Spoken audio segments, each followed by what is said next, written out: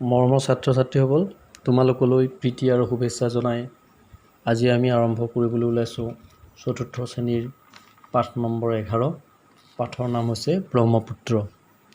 ব্ৰহ্মপুত্ৰ নদীৰ ওপৰত লিখা তোমালোকৰ পাঠ্যপুথিৰ এই পাঠটো তোমালোকে মন দি পঢ়িছা আৰু পঢ়ি এই পাঠটোৰ মূল কথাখিনি নিশ্চয় বুজি পাইছা। আমি আজি এই পাঠটোৰ মূল কথাখিনি আলোচনা কৰিবলৈ ওলোৱা নাই, কিন্তু এই পাঠটোৰ পৰাই যিখিনি পাঠভিত্তিক ক্ৰিয়া আছে, আমাৰ পাঠৰ পিছফালে যিখিনি পাঠভিত্তিক ক্ৰিয়া আছে সেইখিনি আলোচনা কৰিবলৈ ওলাইছোঁ। মৰমৰ ছাত্ৰ ছাত্ৰীসকল, মন দি শুনিবা আৰু এই প্ৰশ্নৰ উত্তৰসমূহ তোমালোকৰ উত্তৰ বহীত লিখি ৰাখিবা। আমি যেতিয়া বিদ্যালয় খুলিব তোমালোকৰ উত্তৰ বহীসমূহ নিৰীক্ষণ কৰিম আৰু বুজি নোপোৱা কিবা থাকিলে বুজাই দিবলৈ যত্ন কৰিম। তোমালোকে মন দি শুনা। এতিয়া আমি পাঠটোলৈ আগবাঢ়ি যাওঁ ব'লা। প্ৰথমে আহিলোঁ আমি প্ৰশ্ন নম্বৰ 1লৈ। অসমৰ প্ৰধান নদীখনৰ নাম কি? উত্তৰ ব্ৰহ্মপুত্ৰ। ব্ৰহ্মপুত্ৰ হ'ল অসমৰ প্ৰধান নদী। আমাৰ পাঠ্যপুথিত থকা এই ব্ৰহ্মপুত্ৰ নদীখনেই হৈছে আচল প্ৰধান নদী। প্ৰশ্ন নং 2, এই নদীখনক নদ বুলি কোৱাৰ কাৰণ কি? উত্তৰ ব্ৰহ্মাৰ পুত্ৰ হোৱাৰ বাবে এই নদীখনক নদ বুলিও কোৱা হয়। আমাৰ পাঠ্যপুথিত আছে যে পুৰণি আখ্যান মতে ব্ৰহ্মপুত্ৰ নদীখন ব্ৰহ্মাৰ পুত্ৰ। ব্ৰহ্মাৰ পুত্ৰ হোৱাৰ বাবে এই নদীখনক নদ বুলিও কোৱা হয়। এইটোৱে হৈছে উত্তৰটো।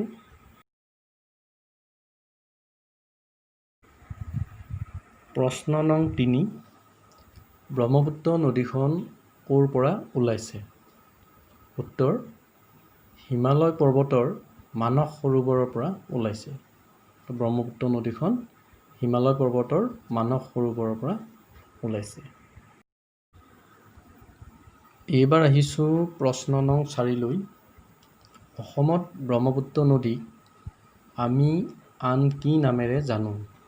উত্তৰ অসমত ব্ৰহ্মপুত্ৰ নদীক লুইত নামেৰেও জনা যায়। কিছুমানে ইয়াক বুঢ়া লুইত বুলিও কয়। অসমত ব্ৰহ্মপুত্ৰ নদীক লুইত নামেৰেও জনা যায়। এইটো হৈছে উত্তৰ। প্ৰশ্ন নং 5, পৃথিৱীৰ আটাইতকৈ ডাঙৰ নদী দ্বীপটোৰ নাম কি? উত্তৰ মাজুলী পৃথিৱীৰ আটাইতকৈ ডাঙৰ নদী দ্বীপ। অৰ্থাৎ ব্ৰহ্মপুত্ৰই মাজুলী দ্বীপটোৰ সৃষ্টি কৰিছে। ব্ৰহ্মপুত্ৰতেই আটাইতকৈ ডাঙৰ দ্বীপটো অৱস্থিত আৰু ইয়াৰ নাম হৈছে মাজুলী। প্ৰশ্ন নং 6, ব্ৰহ্মপুত্ৰ নদীত প্ৰচুৰ পৰিমাণে কি পোৱা যায়? উত্তৰ ব্ৰহ্মপুত্ৰ নদীত প্ৰচুৰ পৰিমাণে মাছ, কাছ, শিহু আদি পোৱা যায়। এইবাৰ আহিছোঁ প্ৰশ্ন নম্বৰ 7লৈ। ব্ৰহ্মপুত্ৰৰ পানী কেতিয়া উফন্দি উঠে?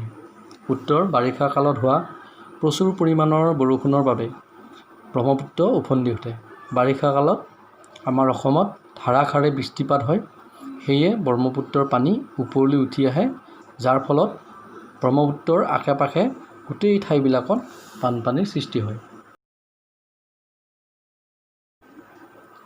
মৰমৰ ছাত্ৰ ছাত্ৰীসকল, এইবাৰ আমি কেইটামান অৰ্থ শিকিবলৈ ওলাইছোঁ। এই অৰ্থকেইটা তোমালোকে কৈ যাবা আৰু লগতে তোমালোকৰ উত্তৰ বহীত লিখিবা। ধাৰাসাৰে, একেৰাহে, পৰিবহণ, চলাচল বা যাতায়ত। নদীমাতৃক, নদীমাতৃক মানে হৈছে নদী প্ৰধান বা নদী বেছিকৈ থকা অঞ্চল। আমাৰ অসম এখন নদীমাতৃক দেশ। সভ্যতা, সভ্যতা মানে হৈছে উপত্যকা। উপত্যকা অঞ্চলকে সভ্যতা বুলি কোৱা হয়। সংস্কৃতি মানে হৈছে কলা কৃষ্টি, ভাষা, আচাৰ ব্যৱহাৰ ইত্যাদি। জীৱিকা, বৃত্তি। অন্যতম, অন্যতম মানে হৈছে বহুতৰ ভিতৰত এটা, মানে প্ৰধানকৈ বুজায়, এটাক প্ৰধানকৈ বুজায়। উফন্দি, উফন্দি মানে হৈছে ওপৰলৈ উঠি অহা। ছাত্ৰ ছাত্ৰীসকল, এইবাৰ আমি কেইটামান অন্য প্ৰশ্ন উত্তৰলৈ আহিছোঁ। তোমালোকে মন কৰিবা। প্ৰশ্ন ক, ব্ৰহ্মপুত্ৰ নদীৰ উপনৈবোৰ কি কি?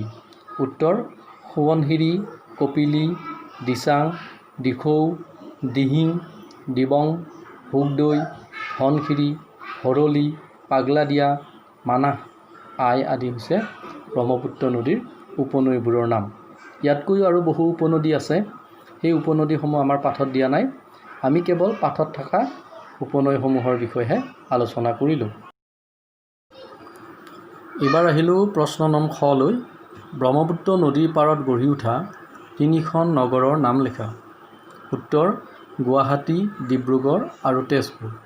এইকেইখন ব্ৰহ্মপুত্ৰ নদীৰ পাৰত অৱস্থিত।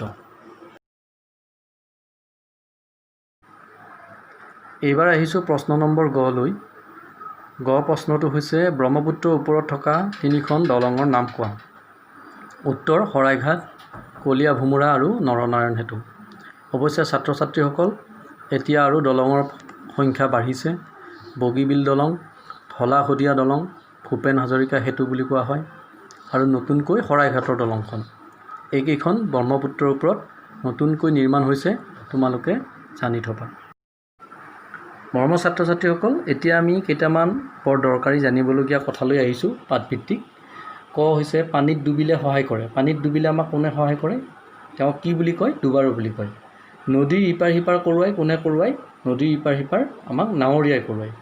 এতিয়া গ লৈ আহিছোঁ আইন শৃংখলা ৰক্ষা কৰে। আইন শৃংখলা ৰক্ষা কৰে আৰক্ষীয়ে। খ ৰোগীক চিকিৎসা কৰে। ৰোগীক চিকিৎসা ডাক্তৰে কৰে বা ডাক্তৰ বা চিকিৎসক বুলিও কয়। ঙ জুই লাগিলে সহায় কৰে। জুই লাগিলে আমাক কোনে সহায় কৰে? অগ্নি নিৰ্বাপক বাহিনীয়ে। ছাত্ৰ ছাত্ৰীসকল, এইকেইটা অতি দৰকাৰী কথা। এইবিলাক তোমালোকে জানি থবা, পিছলৈ তোমালোকৰ কাম আহিব।